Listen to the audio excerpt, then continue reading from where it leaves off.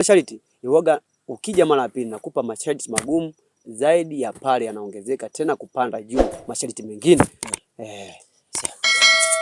Mganga, tumekuwa tukiona kuna watu wengi wanapata mafanikio na mafanikio yao wanatoa kafara za wanyama kama vile ng'ombe, mbuzi, kuku sijaona. Naona tu ng'ombe, mbuzi, wanyama sana sana wenye miguu minne.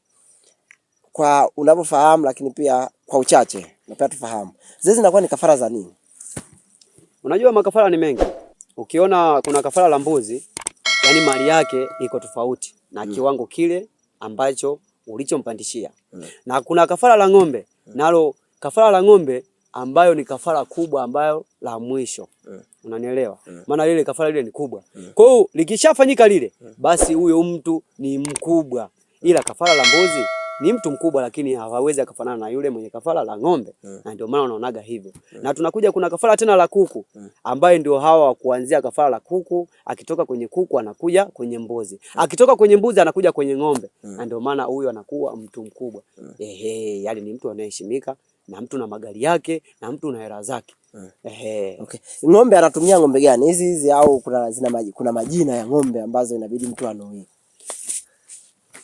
Ndio maana nikakwambia mganga Katitu kwamba mchawi na mimi ni kitu tofauti. Na ndio maana mchawi akiroga, mimi mganga Katitu hakuna la kunishinda. Yule alomnoga na mtengeneza hadi anakuwa vizuri. Na ndio maana wachawi siku zote wanapendaga kwamba, yani na waganga kwanza, mchawi na mganga tofauti, hawakai sawa. Kwa hiyo mchawi akiroga, mimi akija kwangu yule mgonjwa na mtengeneza na narudi kwenye ubora wake ule na hali yake inakuwa nzuri. Sasa mchawi akiona vile iwaga haliziki. Na ndio maana waganga wengine waga wanapigwa vitisho sana vikubwa, ambaye kama mtu kaja kumtengeneza basi mchawi anamtokea kwamba kwa nini umemtengeneza huyu. Basi akishamtokea kama huna uwezo, mchawi anakufanya kitu chochote. Ila kama una uwezo, mtu kama umemtengeneza kapona afu mchawi anakutokea, naweza nikamnyooshea kama unavyoona hivi. Nikishamnyooshea hivi, basi yule mchawi anapotea na maumivu atakayopata, basi hadi maishani mwake atakuja kujutia na kifo kinamkuta huko. Ambaye mganga mwenye mizimu, lakini hana mizimu, basi mchawi akishatokea pale anamtisha na mchawi anamloga pale pale. Sawa sawa. Kuna muda huwa unatoa misukule kwenye nyumba za watu. Napenda nifahamu, hii misukule inakuwa imetengenezwa na wachawi au na nyewe waganga? Yaani mpaka inakuwa misukule inakuwa ni nini? Kwa sababu mwisho wa siku tumeambiwa ile misukule huwa inaleta pesa, yani huwa inaleta utajiri au inatumikishwa kwenye masuala ya utajiri, na utajiri mnatoa nyewe waganga. Ile misukule huwa inakuwa imetengenezwa na nani? Na nyinyi kwa nini muitoe sasa kama ndio nyinyi mmeitengeneza? Cha kwanza naomba nielewe ndugu mtazamaji. Kuna misukule aina hizo mbili. Kuna misukule ya mchawi, kuna misukule ambaye ya mganga, ambaye ya kutoa makafara, hiyo ndio inaleta hela. Lakini misukule hii ya mchawi ambaye alologa, kama wewe kakuloga, huwezi ukatoa hela sehemu yoyote ukaleta. Kwanza mchawi mwenyewe anaweza akaja nyumbani kwako, akafanya vimbwanga, akakuchezea, hata akikuta milioni 100 hawezi akachukua. Maana zile hela akishika ananasa pale pale. Na ndio hii misukule ambayo ya kwao haiwezi kachukua nini? Haiwezi kachukua pesa yoyote. Ila hii misukule wanaitumia kuitesa. Na ndio maana kuna muda mimi mizimu inaniotesha kwamba misukule hii inaoteswa, tunaomba sisi mizimu kama mizimu, tunakuagiza nenda kaitoe. Wewe ndio mganga Katitu tuliokujalia, tuliokutunuku, tuliokupa masharti yote afu kayaweza. Na ndio maana iwaga unanionaga natoa majumbani kwa watu misukule ambayo inayoteseka kubebeshwa mizigo kama punda, na naitoa na nairudisha nyumbani na inakuwa salama kwa mganga Katitu, hakuna linaloshindikana. Kuna familia kwenye nyumba yao matatizo hayaishi kila siku kila kukicha. Wengi wamekuwa wakidai kwamba huenda labda mizimu ya mababu yao walikosea mpaka wakaongea kwenye makaburi na nini. Wengine wanadai kwamba wamerogwa, wengine wanadai kwamba kuna vitu gani.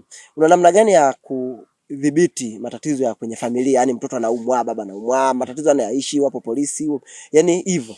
Unajua kuna mambo mengi lakini watu hayafahamu. Kuna mti unaitwa msalaka. Msalaka sisi kama labda mganga kuna mambo tunayotumiaga, ila mchawi akishauchukua ule mti unaitwa msalaka, halafu akishakata kipande ambacho ni kidogo, akishanuia, akija kukichomeka kwenye nyumba yako, wewe mfarakano kila siku, matatizo kila siku, kama kupigana, kama hospitali, na hadi uje uligundue hilo, sio leo, itakuwa familia imesambaratika kwa uwezo ambaye ni mkubwa sana. Na uchumi utakuwa umeshuka. Kwa kupitia nini? Kwa kupitia huo mti. Na ila uwezo wa kuja kugundua utakuja kugundua, lakini muda huo familia haina kitu. Maelewano hakuna, kama mke umeacha, kama baba mmepigana, kama mama ndio umemng'ata, yani huko yani haieleweki. Ila hadi uje ugundue unakuja kwa mkakati tu, ni siku nyingine kabisa. Ila kuna watu wenye roho za kishirikina ambazo roho mbaya ndio wanachukuaga ile vile vimiti, akija akichomeka tu pale kwenye nyumba yako, basi matatizo yanakuandama, kupigana kila siku. Ila ukifika hapa mimi nakutengeneza, familia yako inakaa sawa na mambo yanaenda kama ilivyotakiwa. Nimeona ukiwasaidia watu wa Marekani, watu wa Kongo, yani watu wa mataifa tofauti tofauti, Oman, Dubai na watu wa namna hiyo. Ina maana kuna vitu vingine unaweza kumsaidia yeye bila kufika hapa, si ndio? Mimi uwezo wa kukusaidia hata usipofika kwangu mimi nao. Yaani hata kama upo mbali, ila mradi tu ipate namba yangu ya Mganga Katitu. Mimi ukinipigia, ukinieleza shida yako, hata kitu chochote unachokihitaji, mimi nakutumia. Sio nakutumia labda kwenye njia labda kama simu unavyotuma, ila kuna kitu nakituma ambayo ni tunguli yangu nayoamini mimi. Labda kama ukihitaji mali, mimi tunaongea alafu nakutumia. Kama una matatizo mbalimbali, basi tunguli yangu naituma, alafu itakuja kufanya jambo kwenye mji wako, alafu matatizo yatakuwa yameisha. Wote huo ndio maana wengine wapo mbali, unakuta wengine wapo Marekani. Kwa hiyo unakuta anapoongea na mimi, kuna kitu ninachokituma mimi, kinachoenda kutengeneza mji wake na kinachoenda kutengeneza mazingira yake pamoja na yeye. Kwa sababu nipo mbali. Sawa. Mtazamaji, weka maoni yako ya kile ambacho unatamani kufahamu, lakini pia weka maoni yako ya kile ambacho unatamani tuulize. Hapa ni nyumbani na mara zote huwa tunapokelewa kwa ukarimu na kwa upendo mkubwa, pasi na shaka yoyote. Tunaendelea kuongea, tunamalizia ili tumwache mtaalamu aendelee kuhudumia watu wengine. Mtaalamu, kuna mtu amerogwa sasa hivi, ugonjwa wake fulani haponi, miaka nenda miaka rudi. Lakini akienda kwa hospitali anasema haumwi. Yaani mtu mwingine unaweza kukuta labda anaumwa kichwa, ila akienda hospitali kupima anaambiwa haumwi kile kitu. Anakuwa amefanyiwa nini mtu wa namna hiyo? Cha kwanza, wachawi unajua ni wachawi wana nguvu. Ndio maana nimekwambia mchawi tofauti na mganga. Mimi ni mganga, nina uwezo wangu binafsi ambaye ni mkubwa. Mchawi hawezi kanifanya kitu chochote kwa sababu anajua ni mganga. Mtu anaweza akarogwa, halafu nyinyi tumaini lenu yule mchawi anawaloga familia nzima, kwamba muhangaike mahospitali. Sasa kila mnapoenda kule mnaambiwa mgonjwa tunavompima, mbona inaonekana kweli ni mgonjwa lakini hana ugonjwa wowote. Mnakatiwa rufaa, mnaweza mkaenda hospitali nyingine. Kwa akili zenu mnaenda tena hospitali nyingine, mnaambiwa mgonjwa hatumuoni kwamba ana dalili yoyote ya ugonjwa, ila tunamuona kweli kachoka. Unanielewa? Pale uchawi ndio unafanya nini? Kazi. Ila mkiambiwa labda mkienda kwa mganga, ndio mnaambiwa bwana, huyu tatizo lake sio la hospitali, huyu mtu karogwa. Kwa wachawi walikuwa wanawasumbua nyinyi, muende hospitali kila siku mwage hela, ndio wanachokitaka. Sasa mnapokuja kwa mganga, mchawi anachukia kwa sababu ukajua mbinu yake zote alizokuwa anapanga, mbinu zake zote alipokuwa anapanga zimeisha kwa sababu mmeenda nani kama kwa Mganga Katitu. Basi mimi nikishawaambia kwamba huyu karogwa, basi kama karogwa mimi namtengeneza pale pale na anapona pale pale, hadi wenyewe mnashangaa kama kichaa, kama mlemavu, kama karogwa upofu, basi mimi namtengeneza pale pale alafu anapona pale pale, alafu unaanza kushangaa. Kumbe tulikuwa tunahangaika. Kumbe ni shughuli ni ndogo sana, ila tulikuwa tumefungwa. Yaani mchawi ukija kuona karoga mtoto wako, kakufunga kwanza wewe baba mtu akili. Yaani akufungwa akili, anavoroga wewe ugundui chochote, una kazi ya kuhangaika tu hospitali, madilipo, sijui nini, kumbe anataka wewe ufilisike kwa sababu akili kafanya nini? Kaifunga. Ila ukija kujitambua, mtu akikuelekeza bwana nenda kwa Mganga Katitu, ukija basi kuna kufungua akili na mtu wako anapona na hospitali hamtoenda tena. Sawa sawa. Mganga Katitu, umekuwa ukituambia uhalisia wa namna ambavyo watu wanaishi. Unajua waganga sio wengi ambao wanaweka wazi mambo haya. Mimi niseme kwamba tunashukuru kwa ukarimu wako na upendo wako mkubwa ambao mara zote tunaufanya. Na mimi nashukuru pia. Nashukuru sawa vile vile kama mnavyoshukuru nyinyi. Na naomba mwambie tu watu ambao wenye matatizo mbalimbali wapige simu, namba zangu zipo. basi wanipigie na mambo mengine tawasaidia kama wanavyoteseka, maana sasa hivi ulimwengu watu tunateseka. Sawa. Hivyo. Nataka tumalizie nisimchoshe mtazamaji wangu. Hivi kuna kitu chama sijui au ushirika unaitwa Freemason, unafahamu? Freemason naitambua. Naitambua, lakini Freemason naitambua lakini tofauti na mimi. Kwa sababu Freemason ni nyingine na mimi ni mtu mwingine, ambaye mimi ni mtu wa mizimu, wale nao ni watu tofauti wengine. Wao na makafara yao tofauti na mimi na makafara yangu tofauti ambayo haendani na wao. Okay, sawa. Kwenye changamoto hapo kwenye ndoa, kwa sababu ndio changamoto kubwa ambazo vijana wanakutana nazo. Kwenye ndoa kumekuwa na changamoto ya wanawake kumkimbia mwanaume baada ya kufilisika. Una namna gani ya kumsaidia huyu mwanamke asimkimbie mwanaume wake, ikiwa huyu mwanaume asikimbiwe sasa na mwanamke ikiwa ni mtu ambaye anampenda? Namna ipo ya kuwasaidia. Ndio maana siku zote labda kuna maagano tunaopanga, kama labda kuna mali nimekupa.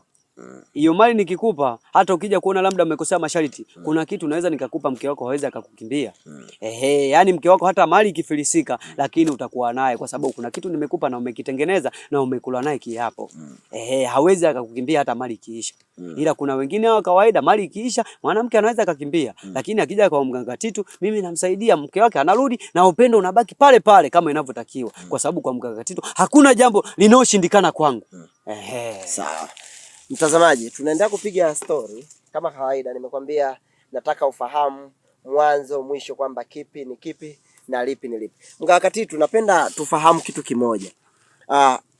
Ikitokea mtu unamsaidia matatizo ya kurogwa, inabidi achukue siku ngapi au ameshapona matatizo ya kurogwa? Mimi kwenye uganga wangu wa mizimu ambaye ninaooteshwa, unajua uganga wa mizimu ni uganga fulani mkubwa sana. Tofauti na wengine wananunua, wengine sijui nini na nini. Mimi nina uwezo wa kumsaidia ambaye hata kama matatizo kama aliparalyze, labda alikuwa kipofu haoni, na amsaidia kwa siku moja anaona. Ila ni kama matatizo labda tumbo karogwa, nina uwezo wa kumsaidia leo. Zile dawa zangu nikimpa, nampa siku 4, matatizo yake yatakuwa yameisha akianza kutumia zile dawa. Ikitokea ameanza kutumia dawa afu mwisho wa siku akashindwa kusikiliza utaratibu wake, yani utaratibu wako wewe. Kwa mfano umemwambia leo tumia hiki, kesho tumia hiki, kaonekana amekwamia njiani, ameshindwa kukamilisha utaratibu ambao wewe unataka kumwambia, kuna adhabu yoyote ambayo anapewa au inakuwaje?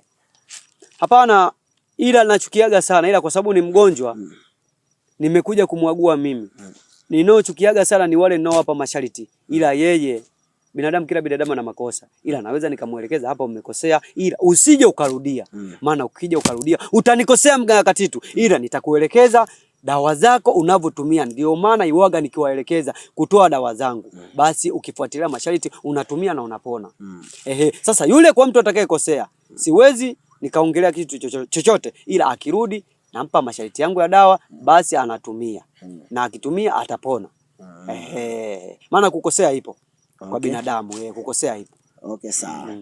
Sawa. Mtaalamu, kwa kumalizia napenda nisiwachoshe sana watazamaji. Mtazamaji, nataka tumalizie, lakini pia kama una swali lako lolote unaweza ukauliza ili tuweze kuelewana, lakini pia tuweze kufahamu zaidi, kwa sababu hapa ndo kwa mganga Titu ambaye pengine anafanya huduma zake. Upatikanaji wako unapatikana maana yake masaa 24? Masaa 24, kwa sababu masaa 24 unanipata mganga Titu. Na namba yangu itatumwa mtandaoni, utaiona mganga Titu. Ambao wenye matatizo mbalimbali, mimi nawasaidia. Wanaoteseka, ambao wenye mizigo, ambao hata kuutua chini uweze kautua, ila ukifikia kwa mganga Titu mimi nakusaidia, unautua chini na maisha mengine yanaendelea. Unaona? Kwa hiyo mimi ni mganga mwenye mizimu ya kuoteshwa ya kinabibi, na ninasaidia watu na wanapona. Mara ya mwisho ulituambia kwamba tatizo ambalo wewe linakushinda ni ile ambalo mtu alizaliwa nalo. Katuambia kwamba tatizo watu wanarogwa kwenye vitu vingi sana, na hapo awali umetuambia kwamba kuna namna ya kumtengeneza mtu asirogwe. Labda tutolee mfano, labda mtu amerogwa mguu inabidi ukatwe, lakini amerogwa tu. Je, una namna yote ya kumsaidia? Kwa sababu kuna watu wanarogwaga inabidi afanywe operation, lakini kiwalisia hamna kitu ambacho kinafuatwa ndani. Je, watu wa namna hiyo unaweza kuwasaidia? Watu wa namna hiyo mimi nawasaidia, kwa sababu ndio maana hata ajali zinazotokea usije ukajua kila ajali inayotokea kwamba ni ajali ya Mungu. kuna ajali nyingine za kusababishwa na watu wenye roho mbaya. Aidha Freemason, aidha ni mchawi aliyotumia kusababisha hiyo habari. Ajali kama hiyo. Kama mchawi kasababisha hiyo ajali, mimi nina uwezo mtu wa kumsaidia hata kama mguu ambayo umeteguka, mtu hawezi kutembea, kama kambiwa unaenda kukatwa, mimi nina uwezo mkakatitu nikiangalia kwenye ramli yangu, mimi namsaidia. Nikishaongea na mizimu yangu, huyo mtu nikimpiga na mwingo mara moja, basi huyo mtu mguu unakuwa hauna matatizo yoyote, umepona hapo hapo. Ila labda kama ni ajali ya Mungu, Mungu tu kapangilia kwamba iwe hivi, basi inakuwa hivyo. Ila kama ni ajali ya vitendo, huyo mtu mimi namshughulikia na mambo yanakuwa mazuri. Sawa. Wachawi ni watu wabaya sana na pengine huwa hawapendi furaha za watu ambao wazima wa afya. Nyinyi kama waganga mna mpango gani kuwadhibiti hawa wachawi? Ikiwa nyinyi mnasema si watu ambao mnaendana nao. Ndio maana wachawi siku zote wanawachukia waganga. Ila mimi ninachotaka niwaambie, dunia nzima mimi nimetolewa kwa kusaidia watu. Sio na kusaidia hata kama hata kama una hela yako, ila mimi sipendi hela yako wewe, ila nakusaidia ukiwa na matatizo mbalimbali. Na ndio maana nimetolewa mimi, mganga Katitu ambaye wa mizimu ya kina bibi Kigugile. Na ndio maana mimi nakusaidia hata kama hauna hela. Ila wachawi wananchukia, ila uwezo wa kuniroga mchukuliwa kama misukule au roho zao zinakuwa zimeenda wapi? Wale ambao wanakuwa wamekufa kifo cha ghafla na wengi wanadai huyu kama karogwa. Nataka nikwambie, anayerogwa ule msukule, maisha yake bado yapo yanaendelea. Wewe si umemloga, ila Mungu kwa maisha aliyompangia bado yanaendelea. Ila wachawi wanachokifanya kwamba ndio ile anakuzungusha wewe usione. Na ndio maana unaziona hizi ndizi hai. Ndizi hizi hapa ndizi. Hii migomba ambayo kuna ndizi inaitwa mtwike. Mtwike. Ule mtwike mchawi akiamua kumloga mtu, basi nyinyi sio mnaenda kuzika mtu, ila bali mnaenda kuzika mgomba wa ndizi. Ile damu mnayoona inatoka, ile sio damu, bali ndio uteute wake ule pale unaotoka wa ile ndizi. Na ndio maana wachawi wana ile mtu kumfunga kwenye macho ambayo asione kwamba hii ni ndizi, ni mgomba au ni nini. Kwa hiyo nyinyi hamziki mtu, ila bali mnazika mgomba wa ndizi. Sasa yule mtu mkimzika, maisha yake upande wa pili bado anaendelea, ila yupo kwa wachawi. Na ikifikia siku yake atafariki, ambayo siku aliyopangiwa na Mungu. Ila wachawi watakuwa wamefanya nini? Wamemtesa. Ndio maana wachawi mtu wakimloga watakuwa bado yupo naye, lakini huku kwa Mungu bado hajafika, kwa sababu wao ndio wamemchukua. Na ndio maana iwaga wanawatesa sana. Kuna mamizigo iwaga anabebesha fimbo, na ndio maana unakuja kuona mtu haongei. Ujue kwamba ile siku alipofariki yeye, kuna siku ile ya kumalizia msiba, watu wamekula ugali nyama. Sasa kama amekula ugali nyama, huu mfupa umeona? Na nili huu kama huu ulimi. Huu ulimi ukila ugali nyama kwenye ile siku ya msiba mtakayemalizia, basi wanachukua ule mfupa ambao ule kula majirani wale kuja kushughulikia lile swala la msiba. Wanachukua ule ulimi na ule mfupa, wanachukua mfupa, wanakata ulimi. Ndio